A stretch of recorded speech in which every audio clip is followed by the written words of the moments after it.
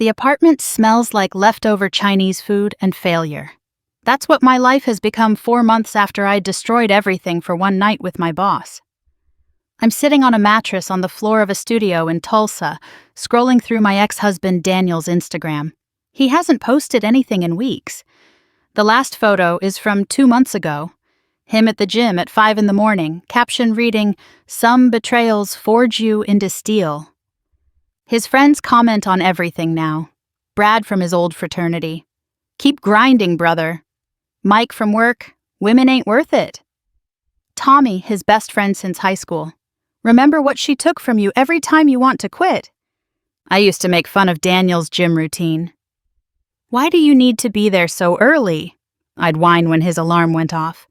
Now I know he goes because he can't sleep, because the bed we shared for 15 years feels like a crime scene, because working out until he pukes is better than thinking about how I betrayed him.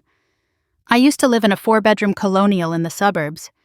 Now I'm 41 years old, sleeping on the floor, and working at a call center for $12 an hour because no one in my industry will hire me after I torched my own reputation. My cubicle mate is 22 and tells me about her Tinder dates while I pretend my life didn't implode because of my own selfish choices. 4 months ago, I had a husband who loved me, 2 kids who respected me, a 6-figure marketing director job, and a reputation I'd spent 15 years building. Now, my daughters won't return my calls, and I eat ramen noodles for dinner while Daniel has become someone I don't recognize. Angry, bitter, cold. The man who used to trust everyone now questions everything. His sister Rachel told me he's in therapy, not couples therapy. He made that clear. Individual therapy to deal with what she called trust annihilation. He goes twice a week. $50 a session that could have gone to our daughter's college funds if I hadn't decided I was bored. He asks the therapist why he missed the signs, Rachel said during one of her pity calls. He tortures himself wondering if you ever loved him at all. Of course I loved him, I said. Did you? Because people who love their husbands don't do what you did. They don't throw away 15 years for a quickie with their boss. But let me start from the beginning. Let me tell you exactly how I destroyed my life for 30 minutes in a hotel room with a man who forgot my name 2 weeks later. How I turned the best man I've ever known into someone who flinches when women talk to him. The morning it all started to unravel, I remember standing in my walk-in closet, annoyed that my favorite anthropology dress was at the dry cleaners. I had 36 other options, but I wanted that one. The closet was bigger than my current apartment. I had a section just for handbags, another for the shoes Daniel would lovingly tease me about. "Do you really need another pair of black heels?" he'd ask, kissing my neck while I organized them by designer. "These are patent leather," I'd explain, like it mattered. "Completely different." He'd laugh and hand me his credit card anyway. "Whatever makes you happy, babe." I took that phrase for granted. Whatever makes you happy. How many men say that and mean it? How many would work 70 hours a week to make sure their wife could buy patent leather heels she'd wear twice? Daniel did. Daniel always did. Daniel and I met in college. He was studying engineering. I was in business school. We fell into that easy kind of love that feels inevitable. Got married at 25, had our first daughter, Sophia, at 27, and Emma at 29. By the time I turned 40, we had everything. The house, the cars, the private school tuition paid in advance. Daniel had his own consulting firm. I was marketing director at a tech startup in downtown Tulsa. Looking back, I can see when the poison started seeping in. It was so gradual I didn't notice. Daniel would come home and talk about his day, and I'd feel this creeping irritation. He was excited about a new client? Boring. He wanted to plan a family vacation? Predictable. He brought me flowers every Friday like he'd done for 15 years? Unoriginal. The Friday flowers thing especially started to grate on me. He'd walk in with the same smile, the same bouquet from the same florist. Roses in winter, peonies in spring, sunflowers in summer. He'd put them in the same crystal vase his mother gave us for our wedding. "Thank you, honey," I'd say, barely looking up from my phone where I was scrolling through Instagram, watching influencers half my age living what looked like glamorous lives. "Remember when you used to take photos of every bouquet?" he asked one Friday, about a year before everything fell apart. "You had that whole Instagram account just for them?" "That was a long time ago," I said. What I meant was, that was back when I was young and stupid and thought grocery store flowers were romantic instead of lazy. I see now what I couldn't then. He wasn't being lazy. He was being consistent, faithful. A man who shows up every Friday for 15 years with flowers isn't boring, he's rare, but I was too busy wanting what I didn't have to see what I did. I started creating problems where none existed. Daniel would want to watch a movie on Friday night, and I'd pick a fight about how we never did anything exciting. He'd plan a dinner at our favorite Italian place, and I'd complain we'd been there too many times. He'd try to be intimate, and I'd turn away, claiming I was tired while texting on my phone. "Is everything okay?" he asked one night after I'd rejected him for the 4th time that month. "Did I do something wrong?" "Why does something have to be wrong?" I snapped. "Maybe I'm just not in the mood." He nodded and turned over, but I could feel his hurt radiating across the bed. Good, I thought. Let him wonder what's wrong with him for once. What kind of person thinks like that? What kind of wife takes pleasure in her husband's confusion and pain? The kind who's already emotionally cheating, even if she hasn't physically crossed that line yet. I started staying late at the office. Not because I had to, but because I wanted to. The office felt electric compared to home. At home, I was a wife and mother. At the office, I was powerful, important, desired. That's when Nathan entered the picture. He'd been brought in as our new CEO 6 months before everything imploded. 45, divorced, with that kind of confidence that comes from turning around failing companies. He wore tailored suits and had this way of making you feel like you were the only person in the room when he talked to you. The first time he complimented me, I felt something I hadn't felt in years. Wanted. Not needed, not loved, not appreciated, wanted. "Brilliant presentation, Kathy," he'd said after a board meeting. "You really understand the market." Such a simple compliment, but I replayed it for hours. Daniel told me he loved me every day, told me I was beautiful, told me I was a good mother. But brilliant? From the CEO? That felt different. It felt earned. The flirting started small. A compliment on my presentation. A hand on my shoulder that lingered a second too long. Private jokes in meetings. Working lunches that had less and less to do with work. I told myself it was harmless. I told myself I deserved to feel special. "New dress?" Nathan asked one morning, eyes traveling down my body in a way that made me shiver. "This? I've had it forever," I lied. I'd bought it the day before, specifically for him. $180 at Nordstrom, charged to the credit card Daniel paid off every month without question. "Well, it looks incredible on you." He leaned against my office doorframe, that half-smile playing on his lips. "We should celebrate the Morrison account closing. Drinks tonight?" "I should get home," I said, already knowing I wouldn't. "Come on, Kathy. All work and no play." He let the sentence hang, eyebrows raised. "One drink," I said. My sister Jessica saw it coming from miles away. "You're playing with fire," she told me over lunch one day at our usual spot, this overpriced salad place where suburban moms pretended lettuce was satisfying. "I see that look in your eyes." "Whatever you're thinking about doing, don't." "I'm not doing anything," I lied, stabbing at my $30 Cobb salad. "Nathan and I have a professional relationship." "Right. That's why you spent $200 on new lingerie last week. That's why you've been getting Botox. That's why you suddenly care about going to yoga again." "How do you know about the lingerie?" "Because you used the credit card linked to your shared Amazon account, genius. Daniel can see everything you buy." The thought should have horrified me. Instead, I felt annoyed that I'd been caught. Not guilty, just inconvenienced. Like when you get caught speeding. Not sorry for breaking the law, just sorry there was a cop there. "It's none of your business," I told her. "You're right."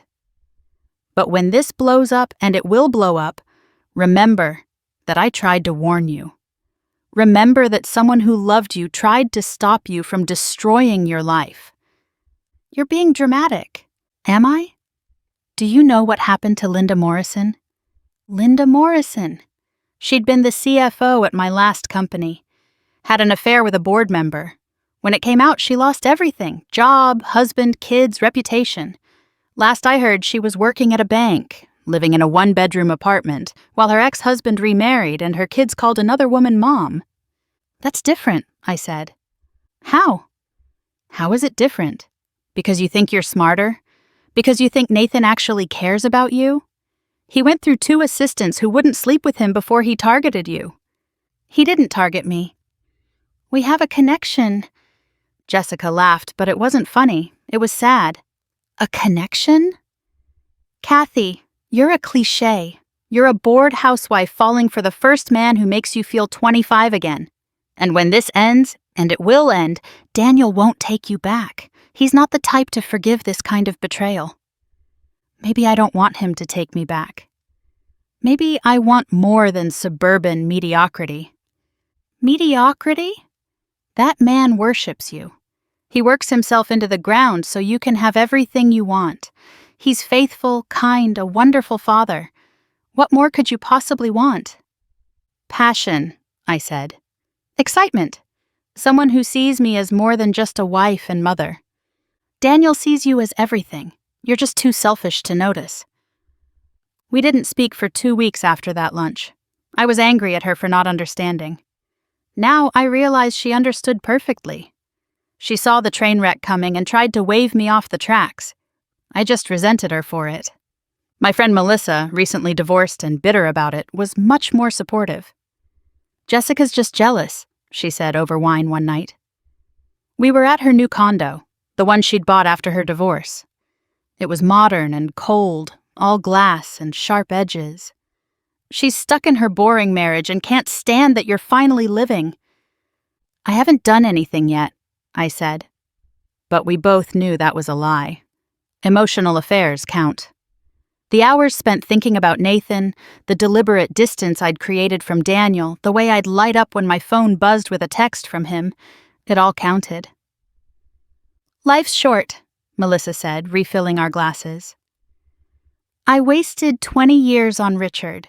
20 years of missionary position and dinner at 6:30. Now I'm free. I date who I want, do what I want. No one to answer to. She made it sound so appealing. Freedom, independence. No one mentioning that freedom often looks like drinking wine alone on a Tuesday while scrolling through dating apps, hoping to find someone who texts back.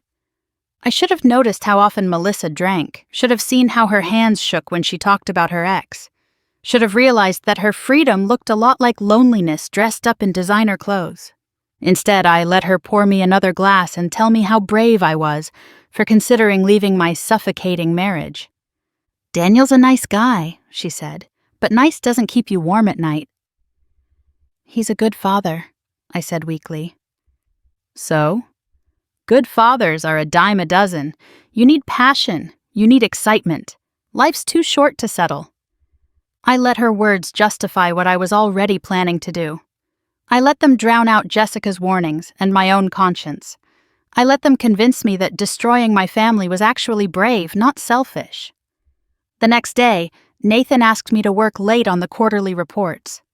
We both knew there were no reports that needed attention. I can't, I said, thinking of Emma's soccer game. Family obligations. The family that doesn't appreciate you? He moved closer, close enough that I could smell his cologne. When's the last time your husband looked at you the way I'm looking at you right now? I thought about Daniel that morning, rushing to make the girls' lunches while I sat at the breakfast table, annoyed that he'd used the wrong jam on Emma's sandwich. He'd kissed my forehead on his way out, like he did every morning. I'd barely acknowledged him. "One drink," I heard myself say, "to discuss the reports." "Of course," Nathan smiled. "Strictly professional." We both knew I'd already made my choice. The rest was just logistics. The bar was one of those upscale places where cocktails cost $18, and everyone pretends they're not trying to impress each other. Nathan ordered whiskey, neat. I picked something with elderflower and too much garnish, trying to seem sophisticated. "Your husband doesn't mind you working late?" Nathan asked, voice low after the second drink. "Daniel's used to it," I said. "He's probably already asleep on the couch with ESPN on. My ex-wife used to complain constantly. Said I loved my job more than her." He swirled his glass, ice clinking. Maybe she was right. Maybe she just didn't understand ambition, I said, leaning forward. The new Le Perle bra showed just enough. $230 to feel desired by a man who wasn't my husband. Exactly. His eyes dropped to my cleavage, then back up. Not subtle, not trying to be. It's refreshing to talk to someone who gets it. We both knew where this was heading. The air between us was charged with that specific energy of people about to do something stupid. I could have stopped it, could have finished my drink and gone home to my husband, who was indeed asleep on the couch, but with my favorite blanket laid out for me and a glass of water on the side table because he knew I'd need it. Instead, I followed Nathan to the elevator. "My room's on 12, he said, pressing the button. His hand found my lower back, possessive already. "Nathan," I started, some last vestige of conscience trying to surface. "Don't overthink it," he said, pulling me closer. "You deserve to feel wanted." The elevator seemed to take forever. Each floor we passed was another chance to hit the stop button, to come to my senses, to remember the man waiting at home who'd never given me a reason to do this. Instead, I watched the numbers climb while Nathan's hand moved lower. I'm not going to describe what happened in that room. It doesn't matter. What matters is that 30 minutes later, I was in the bathroom looking at myself in the mirror, and I didn't recognize the woman staring back. My wedding ring felt like it weighed 1,000 pounds. My lipstick was smeared. My carefully styled hair was a mess. I looked exactly like what I was. A cliché. A married woman who'd just cheated with her boss in a hotel room that smelled like industrial cleaning products and other people's secrets. I tried to fix my appearance, but my hands were shaking. In the mirror, I could see Nathan through the doorway, already dressed and scrolling through emails. The passion of 20 minutes ago had evaporated like it never existed. He looked bored. The worst part? The absolute worst part? My phone had 6 missed calls from Daniel. 2 from Sophia, a text from Emma asking if I'd be home to help with her science project, a photo from Daniel of him and the girls eating ice cream with the message, "Saving you some mint chip, your favorite." Nathan was already on his phone when I came out, typing rapidly. He barely looked up. "That was fun," he said. "We should do it again sometime." Fun. 15 years of marriage, 2 kids, a life built together, and he called it fun. Like we'd just played a round of golf. "I should go," I said. "Sure, see you Monday." He didn't even look up from his phone. I was already dismissed, already forgotten. Just another conquest in what I'd later learn was a long line of them. The elevator ride down was the longest of my life. A family got on at the 10th floor. Mom, Dad, 2 kids about my daughter's ages. The parents were holding hands. The kids were laughing about something on the younger one's phone. Normal. Happy. Everything I'd just put at risk for a man who was already forgetting I'd been there. I drove home in a daze. Daniel was asleep on the couch, waiting up for me like he always did when I worked late. There was a plate of dinner wrapped in the kitchen, a note that said, "Thought you might be hungry." "Love you." I threw up in the downstairs bathroom. The next morning, I thought I could pretend it never happened. I made breakfast, packed the girls' lunches, kissed Daniel goodbye. He hugged me longer than usual. "You okay?" he asked. "You seemed upset when you came in last night." "Just work stress," I lied. "Want to talk about it? I could take a half day, we could grab lunch." "No," I said too quickly. No, it's fine, I'll handle it." He studied my face for a moment, and I saw something flicker in his eyes. Concern? Suspicion? Then he kissed my forehead. "Okay, but I'm here if you need me. Always. Always." The word felt like a knife in my chest. I thought I could bury it, move on, be better. But secrets have a way of surfacing. And the guilt? The guilt was eating me alive. Every time Daniel smiled at me, every time he said he loved me, every time he made plans for our future, I wanted to scream. But I didn't. Instead, I did something worse. I went back. 2 weeks later, Nathan called me into his office. My heart raced. Maybe he felt the same connection I'd imagined. Maybe he wanted to talk about us. "I need you to update the Henderson proposal," he said without looking up from his computer. "And can you get me a coffee?" 2 sugars. That was it. No acknowledgement of what had happened. No us to discuss. I was just another employee who'd made a stupid decision. I wish I could say that was my wake-up call. That I went home and confessed to Daniel and begged for forgiveness. Instead, I doubled down on my stupidity. I started dressing differently for work, staying even later, trying to recreate that moment of feeling desired. Nathan took full advantage. Another hotel room, another 30 minutes, another dismissal afterward. This time he actually took a call while I was getting dressed. "Yeah, I can move that meeting," he said, not even trying to lower his voice. "No, nothing important going on here." Nothing important. I was standing 3 feet away, and he called me nothing important. I became someone I didn't recognize, checking my phone constantly, analyzing every interaction with Nathan, creating drama where none existed.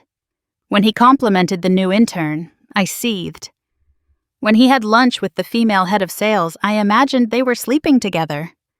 "You're being crazy," Melissa told me. "You can't be jealous." "You're the one who's married."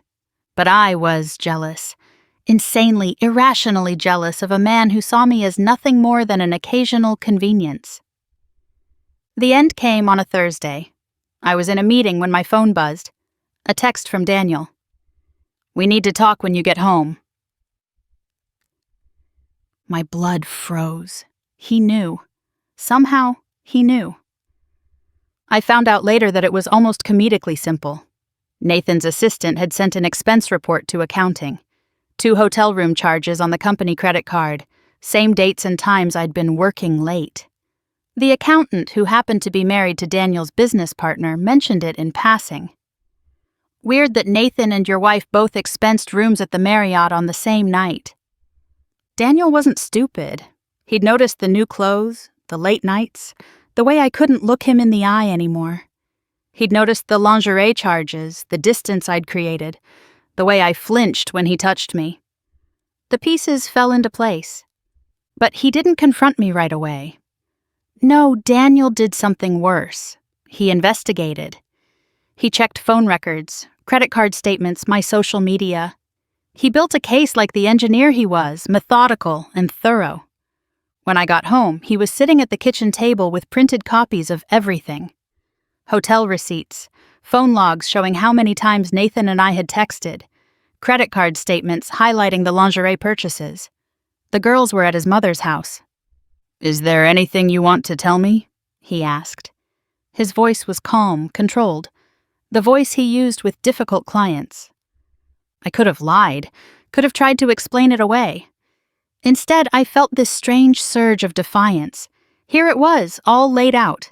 No more pretending. "Yes," I said. "I slept with Nathan. Twice." The silence stretched between us like a canyon. Daniel's face didn't change, but I watched something die in his eyes. The trust, the love, the belief that I was a good person, it all just evaporated. "Why?"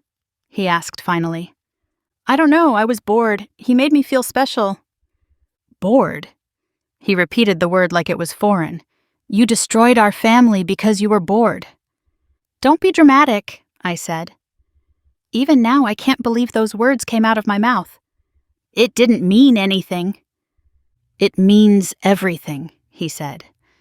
"It means you don't respect me.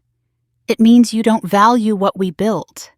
It means you're not the woman I thought I married. Maybe I'm tired of being that woman. Maybe I want more. More than a husband who loves you. More than daughters who idolize you.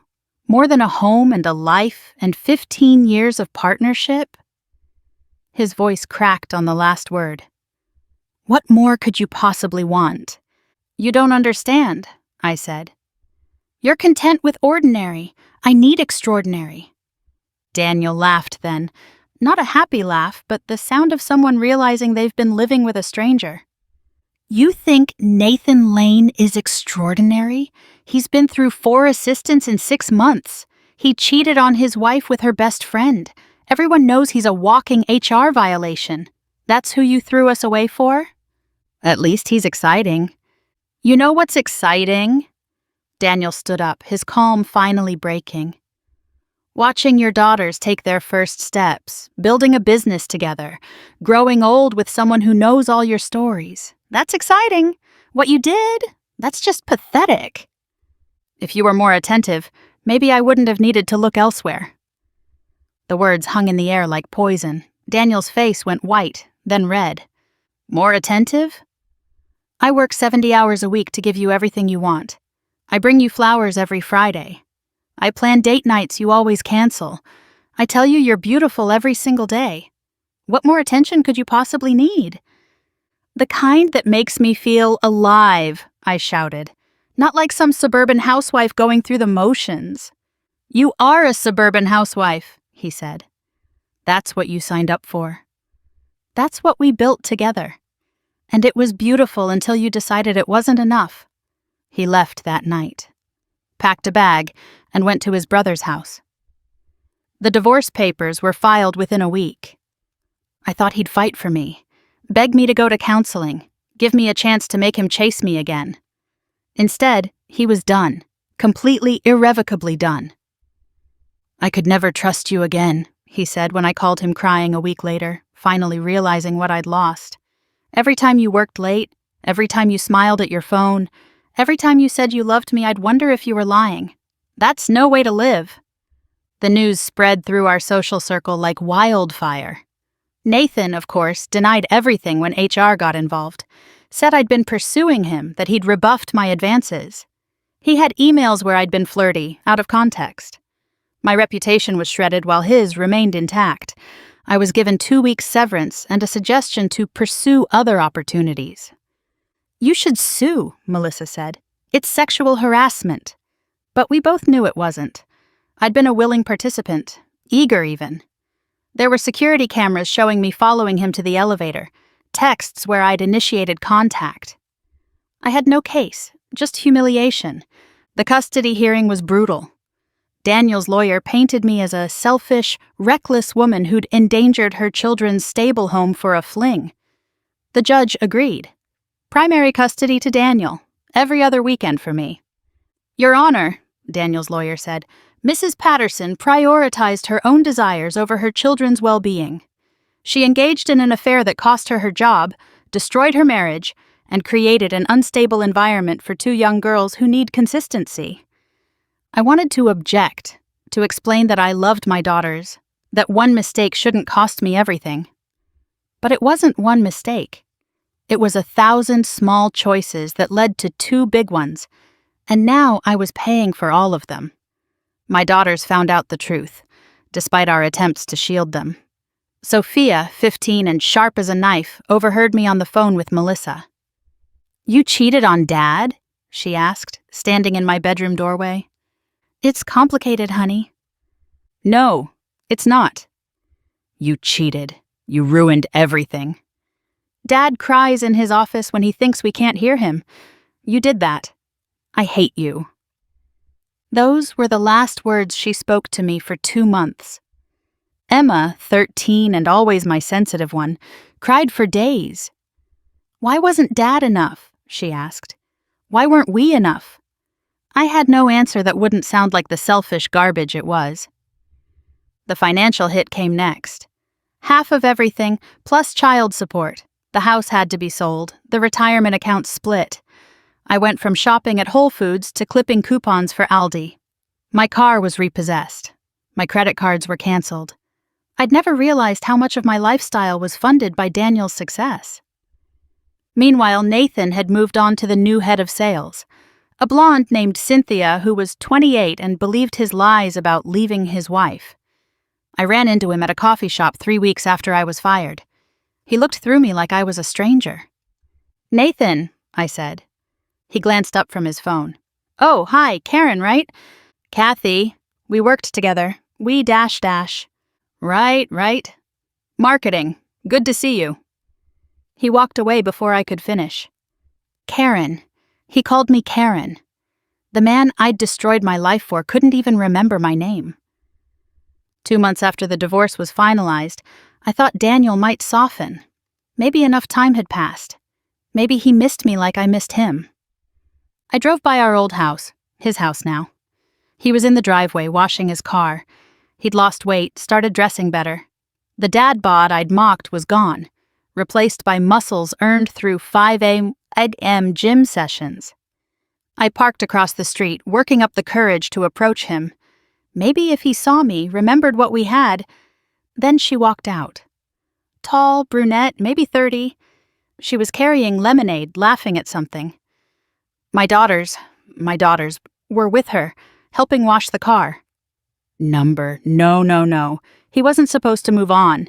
He was supposed to be miserable like me, waiting for me to come to my senses. I started to get out of my car, but then I saw Daniel's face when he noticed me. The warmth disappeared. He said something to the girls and they all went inside, leaving him standing in the driveway, arms crossed. I drove over slowly, rolling down my window. "Daniel, You need to leave," he said. "The custody agreement says you can't come by without notice." I just wanted to talk. "Who is she?" "None of your business. You gave up the right to know about my life when you chose Nathan Lane over our family." "She's around our daughters." "I still have a right to know." He laughed, but it was harsh, bitter. "You have the rights the court gave you." Every other weekend, that's it. "Daniel, please." I made a mistake. 1 mistake. 2 mistakes, he corrected. 2 times you chose him over us. But really, it was 1,000 mistakes, wasn't it? Every time you turned away from me, every time you stayed late instead of coming home, every time you made me feel like I wasn't enough. "You were enough," I said, crying now. "You were more than enough. I was just too stupid to see it." "Past tense," he said. "Was. Everything about us is past tense now." He turned and walked back to the house. The brunette was waiting at the door. She touched his arm gently, and he smiled at her. A real smile. The kind he used to give me before I decided it wasn't special enough. That's when I learned she wasn't just some rebound. Her name was Sarah. She was a lawyer at his friend's firm. They'd met at a grief counseling group. Yes, Daniel went to grief counseling to deal with the death of our marriage. She'd lost her husband to cancer. They bonded over loss, over betrayal of different kinds. "She makes him feel safe," Rachel told me later. "She understands pain. She would never do what you did because she knows what it's like to lose someone you love." But here's what really kills me. Sarah isn't trying to replace me with my daughters.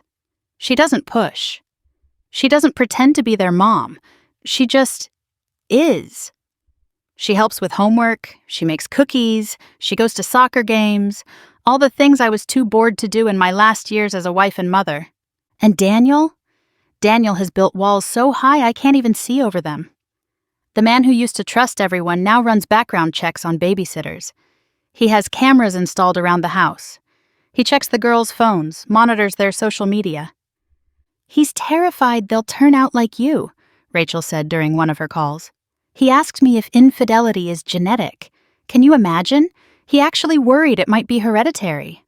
My therapist, yes, I go to therapy now too, the cheap kind through community services, says Daniel is suffering from betrayal trauma.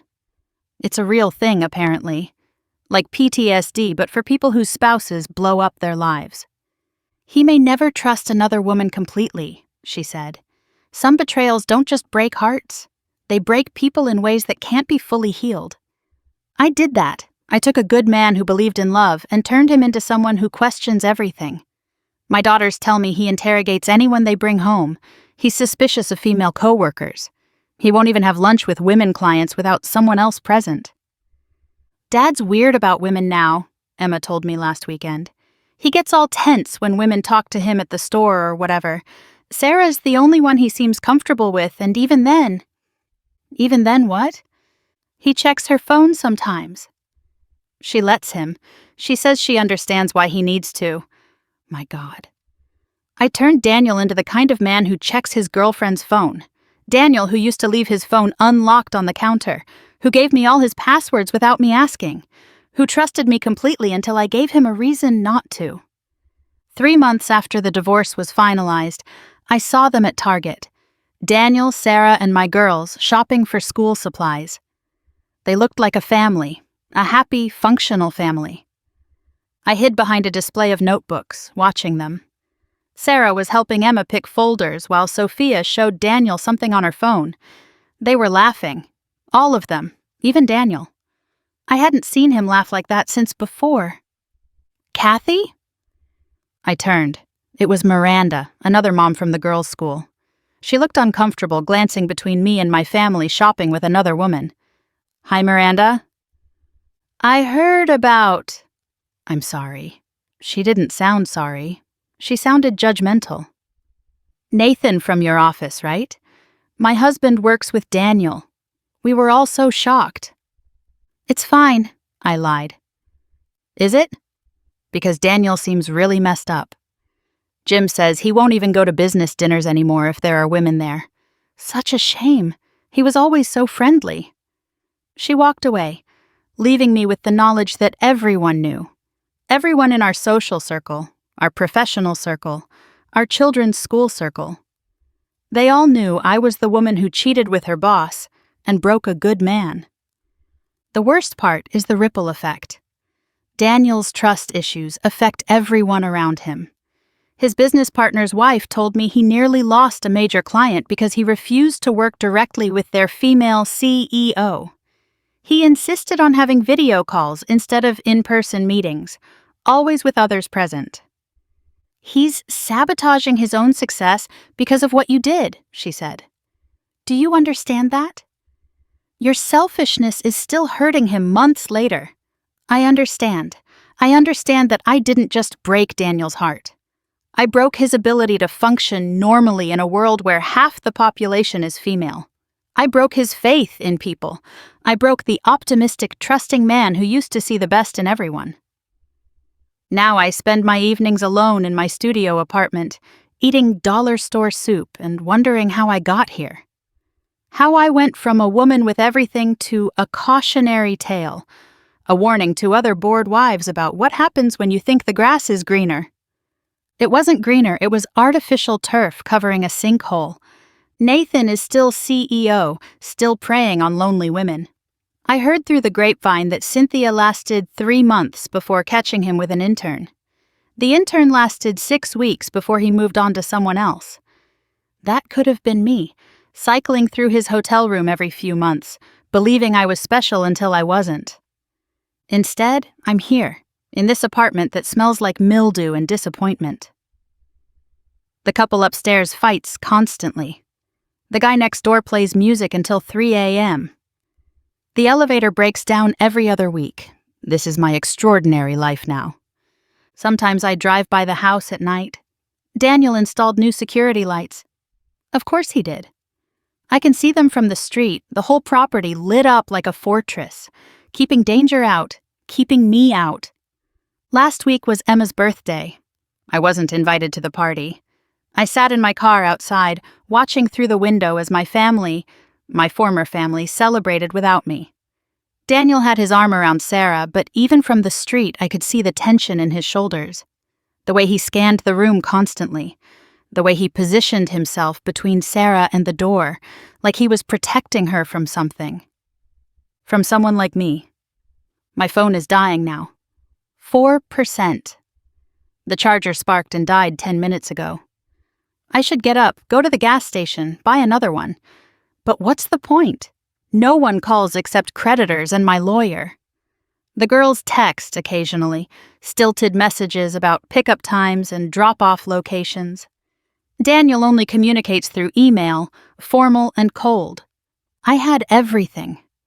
A husband who loved me, daughters who thought I was perfect, a home full of laughter and Friday flowers and boring, beautiful stability. I traded it all for 30 minutes in a hotel room with a man who called me Karen. The Chinese food is completely cold now. I eat it anyway, standing at my tiny kitchen counter, looking out the window at the parking lot. Somewhere across town, Daniel is probably triple checking the locks, setting the alarm, making sure his family is safe from people like me, from women who take good men and break them into suspicious, guarded versions of themselves. I did that. I took a man who brought flowers every Friday and turned him into someone who can't have lunch with a female colleague. I took a father who trusted his daughters and turned him into someone who monitors their every move, terrified they'll inherit their mother's capacity for betrayal. There's no redemption here. No growth that makes it worthwhile, no silver lining. Just the knowledge that I had a good man who loved me, and I didn't just lose him, I broke him. And he'll spend the rest of his life protecting himself from anyone who reminds him of me. Some choices echo forever. Mine echo in Daniel's mistrust, in my daughter's disappointment, in Sarah's patient understanding of why her boyfriend needs to check her phone. They echo in every woman Daniel meets and instinctively distrusts, in every business opportunity he passes up to avoid temptation, in every wall he's built around his heart. I had everything. I threw it away for nothing. And in doing so, I turned the best man I've ever known into someone who will never fully trust again. That's my legacy. That's what I chose. And that's what I'll live with for the rest of my life.